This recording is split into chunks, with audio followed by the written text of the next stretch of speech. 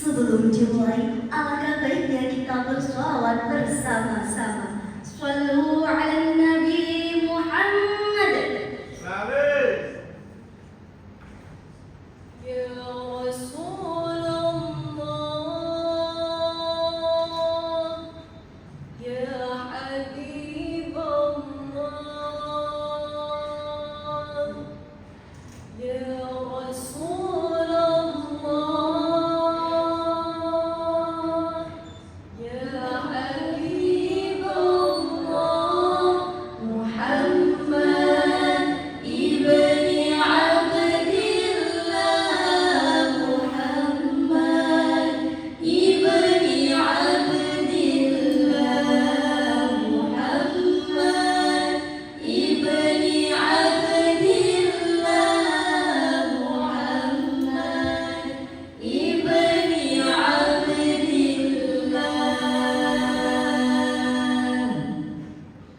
Assalamualaikum ya akhi ya ukhti. Assalamualaikum ya akhi ya ukhti. Jalan-jalan di kota Padang, sungguh indahnya rumah gadang. Wahai hadirin berlaki senang, jawab salam dengan lantang. Assalamualaikum warahmatullahi wabarakatuh.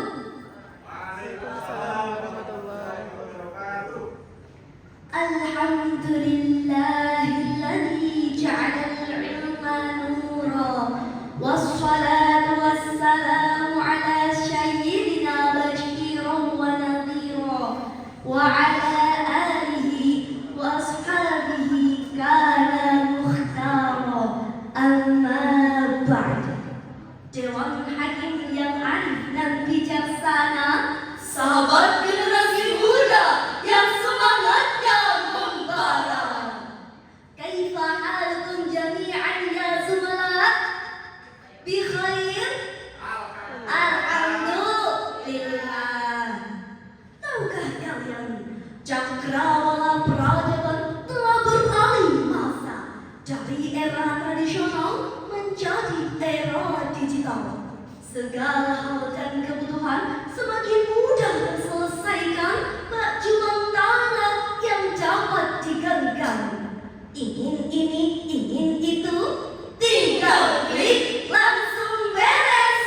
Namun hadirin, digitalisasi yang terjadi secara masif diibaratkan pisau bermata dua, menggelarkan kemudahan namun dapat membawa ancaman. Berdasarkan data yang dipaparkan oleh Kementerian Komunikasi dan Digital, sepanjang November tahun 2024 hingga pertengahan 2025, lebih dari 1,2 juta laporan penipuan digital dan kerugian finansial sebesar 476 miliar akibat kejahatan digital. Selain itu, media sosial yang awalnya tempat mencari informasi justru jadi tempat berbuat keji.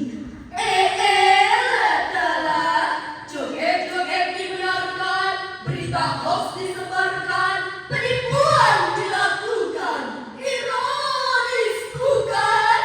Na'udzubillah wa na'udzubillah. Tak heran apabila CEO of Tesla Elon Musk berkata bahwa digital dan AI sangat berbahaya bagi manusia apabila kita tidak dapat mengendalikannya. Oleh karena itu, dalam rangka menyambut generasi cerdas menuju Indonesia Emas dalam ajang SEIBA International Festival 2026 ini, kami persembahkan syarahan Al-Quran yang berjudul Lawan Kejahatan Digital dengan Nilai Al-Quran sebagai Cahaya Peradaban. Sebagai landasan teologis, marilah kita dengarkan firman Allah dalam Al-Quran Surah Ibrahim ayat 1. A'udzu billahi minasy syaithanir rajim.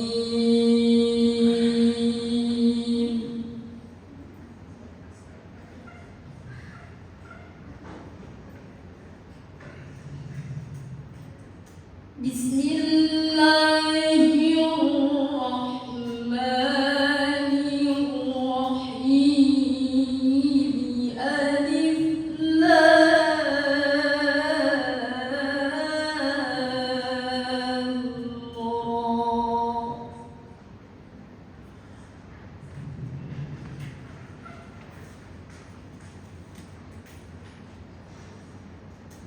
Kitabun anzalnahu ilaika linukhrijan nasa minadh dhulumati ilan nur.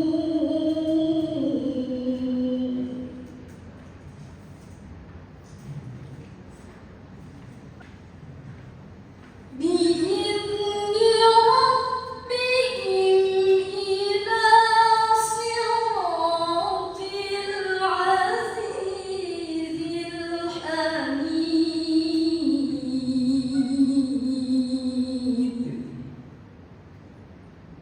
Aku berlindung kepada Allah dari godaan setan yang terkutuk dengan menyebut asma Allah yang maha pengasih lagi maha penyayang. Alif Lam Ra.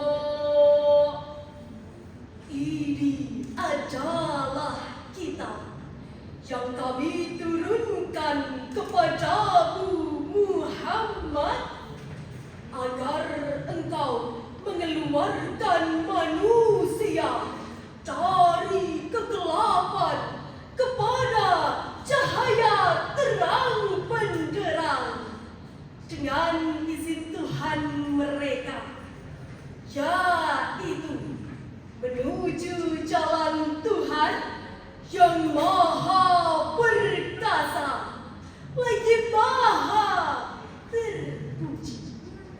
Dewa Hakim yang mulia, sahabat seiman yang bersuka cita.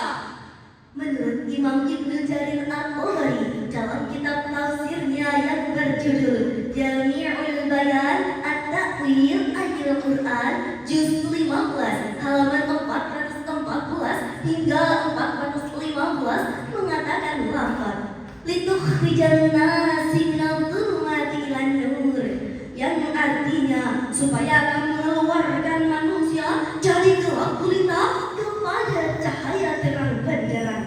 Maksudnya adalah untuk memberi petunjuk kepada mereka dengan nilai Al-Quran dari gelapnya kesesatan dan kufur kepada terangnya cahaya iman, serta untuk membuka mata orang yang bodoh dan buta agar dapat melihat jalan petunjuk dan hidayah. Pendapat serupa disampaikan oleh Buya Hamka dalam kitab Tafsir Al-Azhar jilid 5 halaman 3874 tahun 1967. Tugas Nabi Muhammad SAW yang menyampaikan wahyu kepada seluruh umat, tapi datangnya petunjuk ialah dengan izin Tuhan. Hadirin rahimakumullah, sungguh Al-Quran adalah jembatan dari kegelapan kepada cahaya terang benderang.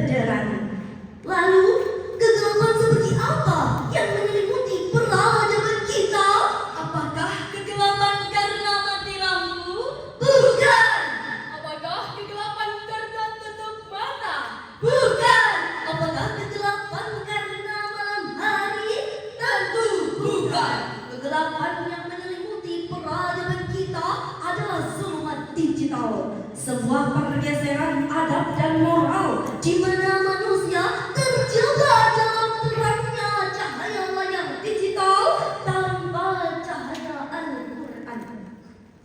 Kejahatan digital sudah begitu memilukan hadirin, terjadi baik di tingkat lokal, nasional, hingga internasional. Mari kita simak kasus kejahatan digital yang merobek kepercayaan.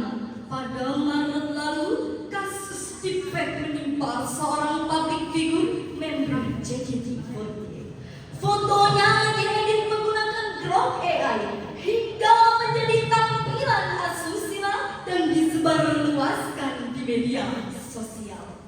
Kemudian pada Mei 2026 lalu, dilansir dari laman CNN Indonesia, Direktorat Jenderal Imigrasi melakukan penggerbekan terkait kasus gaming trading berbasis online yang meliputi jaringan internasional, lalu melibatkan setidaknya 210 warga negara asing. Terakhir, kasus pelecehan berbasis digital terjadi di dunia pendidikan. Sebanyak 16 oknum mahasiswa dari kampus ternama di Indonesia melakukan tindakan memalukan. Mereka melontarkan kalimat merendahkan hingga merusak kestabilan mental korban. Na'udzubillah wa na'udzubillah. Kejahatan digital semacam ini terus terjadi dan menyayat hati. Di balik kemajuan teknologi yang tinggi, ternyata kekerasan dan penipuan juga ikut terjadi. Sebagai rahmatan lil alamin, Nabiullah Muhammad SAW telah membawakan kitab penerang yakni Al-Quran sebagai perisai perlindungan dari gelapnya kemaksiatan termasuk kejahatan digital. Sebagaimana Allah pernah berfirman dalam Al-Quran surah Al-Isra ayat 36.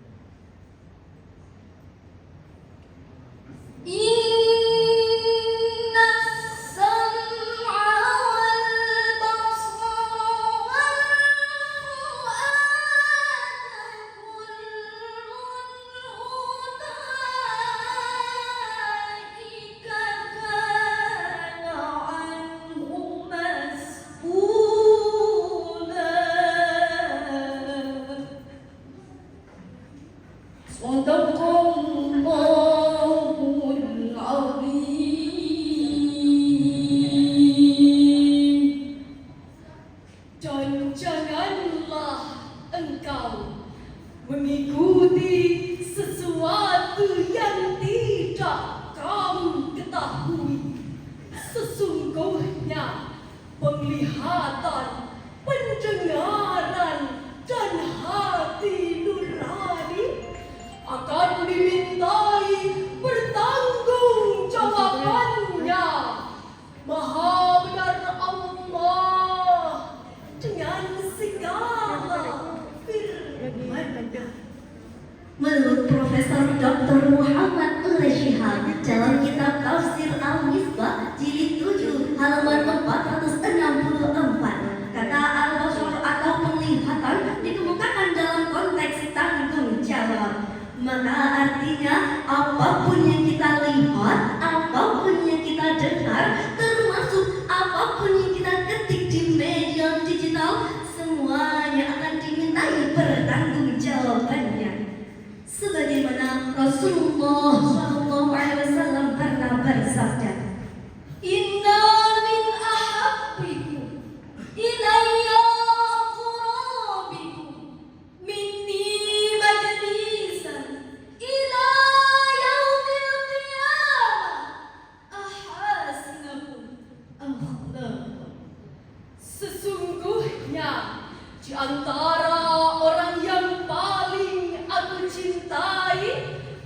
yang tempat duduknya lebih dekat kepadaku di hari kiamat ialah orang yang paling baik akhlaknya. Hadis riwayat Tirmidzi nomor 1941. Tali ini menegaskan kepada kita semua tentang pentingnya menjaga akhlak mulia termasuk etika dalam dunia digital. Karena apa? Karena setiap perbuatan dan tindakan pasti ada konsekuensinya.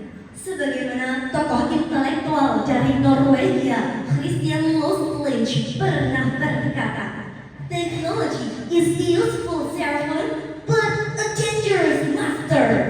Teknologi adalah pelayan yang sangat berguna, namun ia bisa menjadi tuan yang sangat berbahaya. Jika teknologi dijadikan tuan yang mengatur kehidupan, hancurlah peradaban.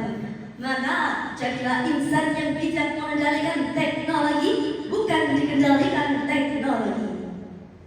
Dewan Hakim yang mulia, sahabat mahasiswa yang berbahagia, akhirnya kita kemukakan 3 butir kesimpulan termasuk etika dalam dunia digital. Pertama, jadilah masyarakat yang melek digital agar tidak ketinggalan kemajuan. Kedua, jadilah manusia yang berbudi, tidak menggunakan teknologi sarana berbuat keji.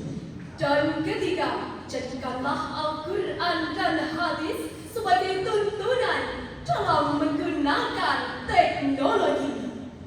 Guru kita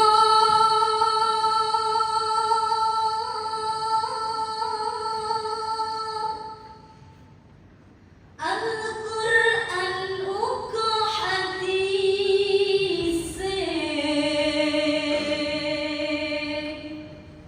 Guru kita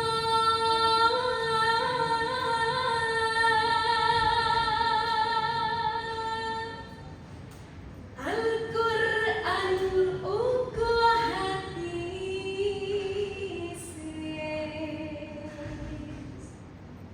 Kudus kotaku, kota kudus, kota wali, kota santri indah bagus. Cahya Al-Quran ingkang dadi pepadang imane, tuntunan kita Al-Quran lan hadis. Kota kudus, gawa kebajikan, ning festival sing banggawa kemajuan.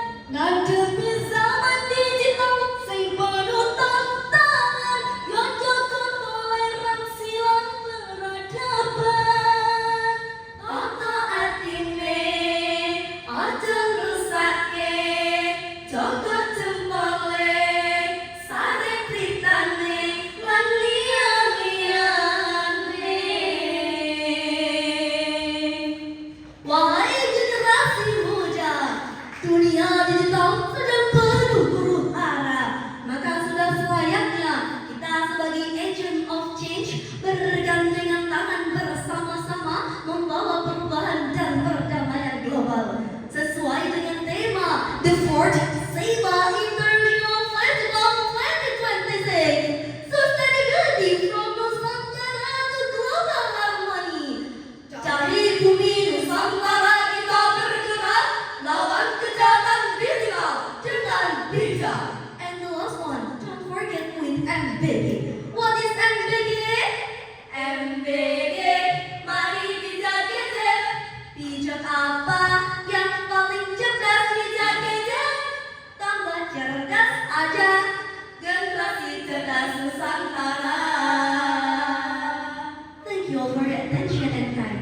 We hope the information we've shared can be inspired and motivated you. Ayu Ting Ting is eating, thank you for everything. Mangan topat jangan santen, bila melepat kuanyuan ngapunten. Wa akhiran undur ma ola, wala tangdur man ola. Wassalamualaikum warahmatullahi wabarakatuh.